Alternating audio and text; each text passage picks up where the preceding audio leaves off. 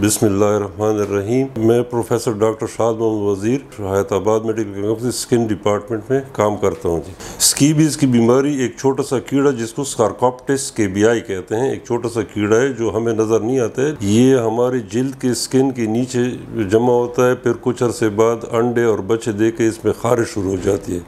ये बीमारी जब वो एक इंसान से दूसरे को लग जाती है तो इसमें ये खारिश वाली बीमारी शुरू हो जाती है। तो इसमें बहुत ज़्यादा खारिश होती है, ख़ासकर खारिश रात को बहुत ज़्यादा होती है, तो पूरी रात इंसान सो नहीं सकता है। तो ऐसे हालात में स्कीबीज़ में सबसे ज़्यादा एहतियाती तदबीर ये है कि एक दूसरे के साथ मेल जोल जो है, ख़ासकर जिस्म के लगना, कपड़े, इस्तेमाल की चीज़ें, इनको एक दूसरे से दूर रखना चाहिए। और एक दूसरे क्लोज़ कांटेक्ट, इवन हाथ मिलाने से भी जरासीम उंगलियों के दरमियान में होते हैं तो वो एक दूसरे को ट्रांसफ़र हो सकते हैं। तो इन चीज़ों से इनको अवॉइड करना चाहिए, क्योंकि सबसे ज़्यादा तकलीफ़देह चीज़ जो है वो खारिश होती है, जिसकी वजह से मरीज़ डॉक्टर को रुजू करता है। तो सब उसके साथ साथ स्कीबीज़ के दवाइयों के साथ साथ पहले खारिश की दवाइयाँ या एंटीहिस्टामीन की मेडिसिन देनी चाहिए। और उसके साथ साथ जो है स्कीबीज़ जरासीम को मारने के लिए उनको स्कीबिसाइडल मेडिसिन जिसको कहते हैं वो इस्तेमाल करना चाहिए। तो उसमें टॉपिकल लगाने वाली क्रीमें भी हैं, उनका अपना ख़ास तरीका है, और साथ साथ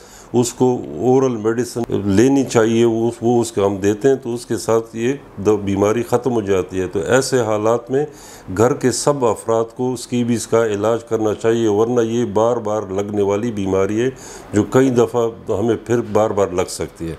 ख़ासकर इस्तेमाल के कपड़े हो गए, जब बिस्तर वगैरह, उनको ये जिसमें इंसान सोता उठता बैठता है तो उनको या तो धूप में रखना चाहिए, तेज़ गर्म धूप, या गर्म उबले हुए पानी में डालना चाहिए, या उसके ऊपर गर्म इस्त्री फेरनी चाहिए। तो खारिश कुछ दिनों बाद जब जरासीम मर जाते हैं तो खारिश भी ख़त्म हो जाती है।